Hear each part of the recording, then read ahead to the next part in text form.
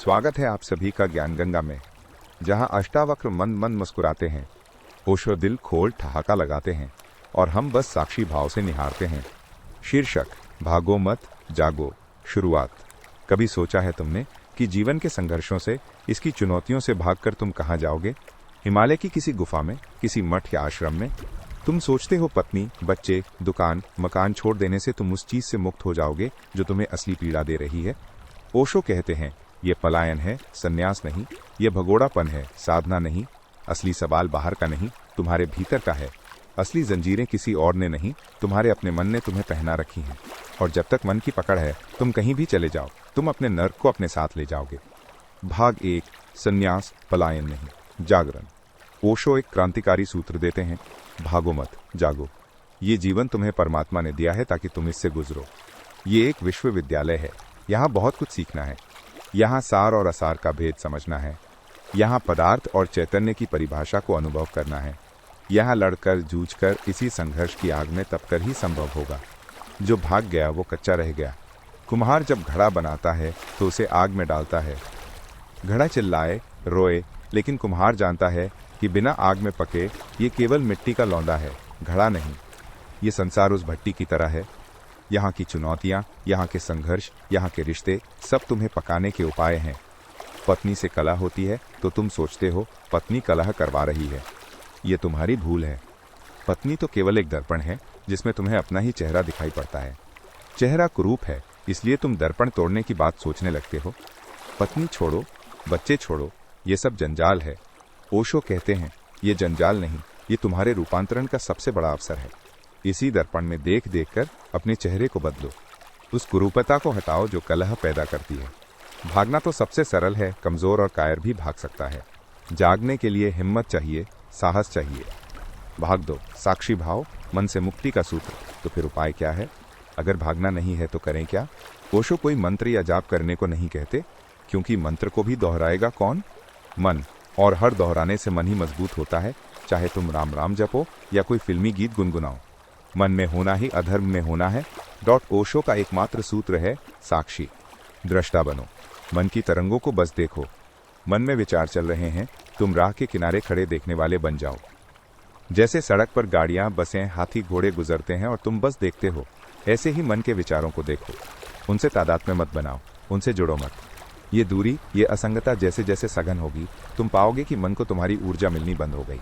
जिस मन को तुमने अपनी ही शक्ति से फुलाया था, वो अब सिकुड़ने लगा है। जैसे साइकिल का पैडल मारना बंद कर दो तो साइकिल कितनी देर चलेगी? थोड़ी देर पुरानी ऊर्जा से चलेगी, फिर रुक जाएगी। साक्षी भाव का अर्थ है मन की साइकिल को पैडल मारना बंद कर देना। भाग 3: गुरु का नुस्खा, हर किसी के लिए अलग। लोग पूछते हैं कि ज्ञानी पुरुषों की बातों में इतना विरोधाभास क्यों है? कोई कहता है भाग्य से सब तय है, कोई कहता है पुरुषार्थ के बिना कुछ नहीं होता। कौन सही है? ओशो कहते हैं, दोनों सही हैं। इसे ऐसे समझो जैसे तुम बीमार हो और वैद्य के पास गए।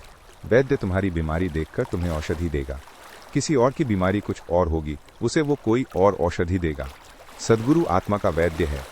जब कोई अहंकारी व्यक्ति आता है जो सोचता है मैं ही करने वाला हूँ, तो गुरु उसके कर्ता भाव को तोड़ने के लिए कहता है, सब भाग्य से होता है, तुम्हारे किए कुछ नहीं होता। और जब कोई आलसी तामसी व्यक्ति आता है जो कहता है जो होना है सो होगा, तो गुरु उसे झकझोरता है और कहता है उठो, पुरुषार्थ के बिना कुछ नहीं मिलता। गुरु का वचन एक औषधि है जो तुम्हारे रोग के अनुसार दी जाती है। उसे सार्वभौमिक सिद्धांत मत समझ लेना, वो तुम्हारे लिए एक निजी नुस्खा है। भाग 4: संवेदनशीलता का दर्द। ध्यान के मार्ग पर एक और अनूठी घटना घटती है। साधक कहता है, जैसे जैसे सजगता बढ़ती है, संवेदनशीलता भी बढ़ती है, जिसे सहना मुश्किल हो जाता है। ये स्वाभाविक है। अब तक तुम एक बेहोशी में जी रहे थे। जैसे शराबी नाली में पड़ा है, उसे दुर्गंध नहीं आती, उसे शायद राजमहल का सपना आता हो। जब होश आएगा तब उसे उस गंदगी का पता चलेगा। ध्यान तुम्हारी बेहोशी तोड़ता है, और जैसे ही होश आता है, तुम्हें जीवन की बहुत सी नालियां, जिन्हें तुम अब तक स्वर्ग समझ रहे थे, दुर्गंध से भरी हुई मालूम होने लगती हैं। हर छोटी बात चुभने लगती है। क्रोध का एक छोटा भाव भी भीतर विष घोल देता है। घबराना मत, ये एक संक्रमण काल है, ये तपश्चर्या है। इस पीड़ा को स्वीकार करो। जैसे जैसे सजगता और घनी होगी, एक छलांग लगेगी और तुम पाओगे कि तुम शरीर और मन के पार हो गए। फिर बोध तो होगा, पर पीड़ा नहीं होगी।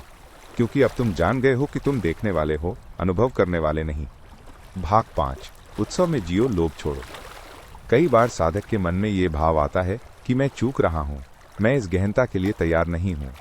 ओशो कहते हैं, ये चूकने और पाने की भाषा ही लोभ की भाषा है। यहाँ कुछ इकट्ठा नहीं करना है, यहाँ ज्ञान की तिजोरी नहीं भरनी है, यहाँ तो उत्सव में सम्मिलित होना है, यहाँ तो सत्संग की धारा में बहना है। इस क्षण में मेरे साथ हो रहो। लोभ को छोड़ो, क्योंकि लोभ ही तुम्हें इस क्षण में होने से रोक रहा है। प्राण की ये बीन बजना चाहती है, इसे बजने दो।